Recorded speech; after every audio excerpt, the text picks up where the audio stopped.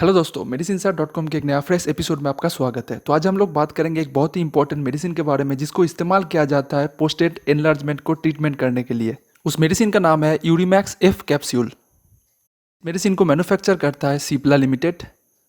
तो चलिए आप देख लेते हैं इस मेडिसिन के कॉम्पोजिशन के बारे में। तो इस मेडिसिन में रहता है टैमसोलोसिन हाइड्रोक्लोराइड 0.4 mg, उसके साथ साथ रहता है फिनास्टेराइड 5 mg।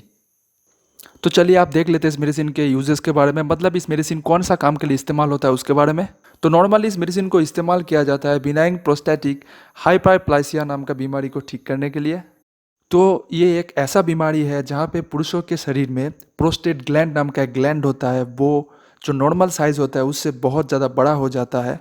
इसीलिए बार बार पेशाब जाना, पेशाब करने में परेशानी होना, पेशाब करने की जगह में कमजोरी आ जाना, इसीलिए पेशाब करने में असमर्थता या फिर मूत्राशय में नियंत्रण ना रहना, ये सब प्रॉब्लम होता है। तो इस मेडिसिन को इस्तेमाल करने से ये जो लक्षण है वो कम होता है। तो चलिए आप जान लेते हैं इस मेडिसिन कैसे काम करता है उसके बारे में।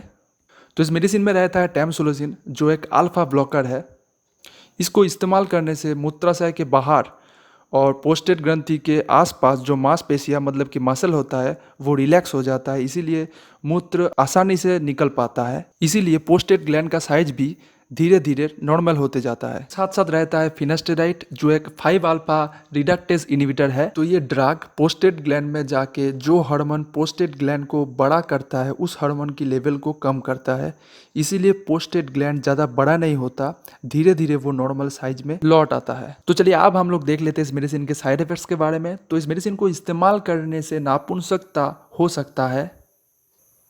उसके साथ साथ इस मेडिसिन को इस्तेमाल करने से इजाकुलेशन डिसऑर्डर मतलब कि स्खलन विकार हो सकता है, या फिर लो सेक्सुअल डिजायर मतलब कि कम यौन इच्छा हो सकता है। उसके साथ साथ इस मेडिसिन को इस्तेमाल करने से आपके हृदय में मतलब कि आपके सीने में दर्द हो सकता है।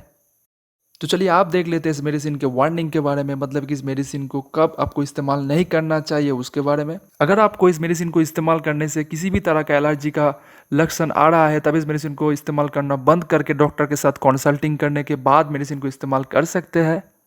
अगर आपको किसी भी तरह का लीवर का प्रॉब्लम है, लीवर डिजीज है, तब इस मेडिसिन को इस्तेमाल नहीं करना चाहिए। ये मेडिसिन बच्चों के लिए भी नहीं है। तो चलिए आप देख लेते हैं इस मेडिसिन को आपको कब इस्तेमाल करना चाहिए उसके बारे में। तो खाना खाने के 30 मिनट बाद इस मेडिसिन को इस्तेमाल कीजिए। नॉर्मल इस मेडिसिन को दिन में एक बार ही लिया जाता है। और अल्टीमेटली ये वीडियो ख़त्म करने से पहले मैं आप लोगों को बोलना चाहता हूँ कि इस मेडिसिन को इस्तेमाल करने से पहले आप डॉक्टर के साथ या फिर फार्मासिस्ट के साथ कंसल्टिंग कर लीजिए, फिर इस मेडिसिन को इस्तेमाल कीजिए। अगर आपको ये वीडियो यूज़फुल लगा तो इस वीडियो को लाइक करके जाइए और इस चैनल को सब्सक्राइब कर सकते हैं ऐसे इंपॉर्टेंट हेल्थ रिलेटेड और मेडिसिन रिलेटेड वीडियोज़ के लिए। Thank you very much for watching this video. Bye.